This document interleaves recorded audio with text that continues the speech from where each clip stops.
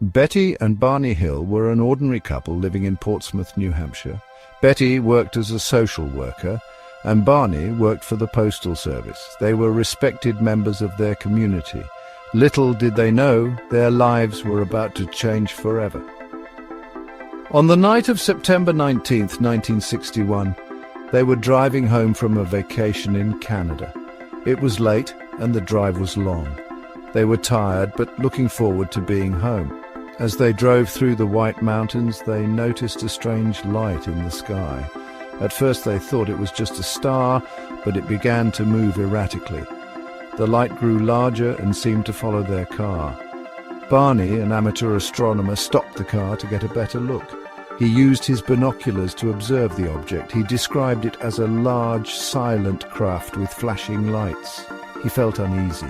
Betty too felt a sense of fear and urged Barney to drive on. They got back in their car and continued driving, trying to put the strange light out of their minds. As they drove, the object reappeared, now closer than before.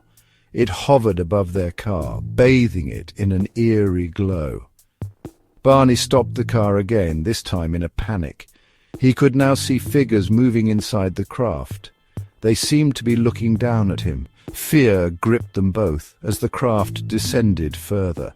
The Hills described feeling a strange buzzing sensation, and then a period of lost time.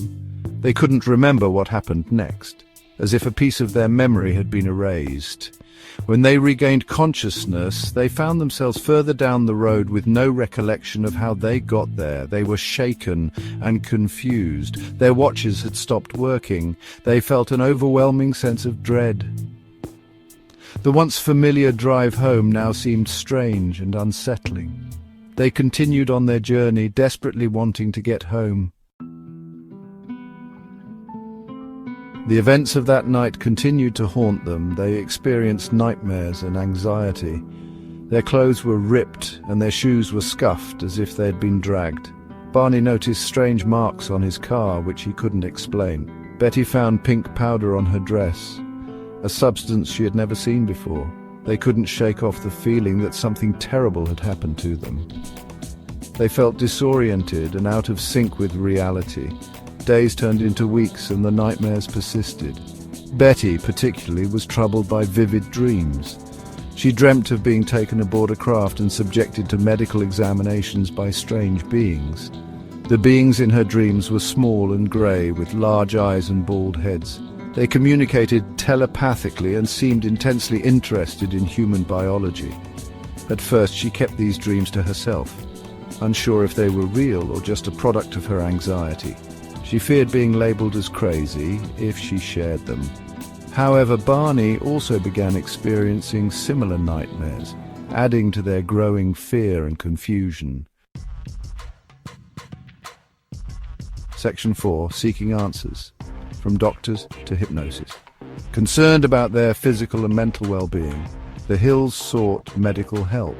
They went to see various doctors, but no one could provide a satisfactory explanation for their symptoms or the missing time. Frustrated with the lack of answers, they turned to a psychiatrist, Dr. Benjamin Simon. Dr. Simon, a respected expert in hypnosis, agreed to take on their case. He hoped to uncover any repressed memories that might be causing their distress. Under hypnosis, the Hills separately recounted a chillingly similar story. They described being taken aboard a disc-shaped craft by the strange beings from Betty's dreams. They recalled undergoing physical examinations, which included hair and skin samples being taken. The beings showed them a star map, which Betty later drew under hypnosis. This map, they claimed, showed the beings' home star system.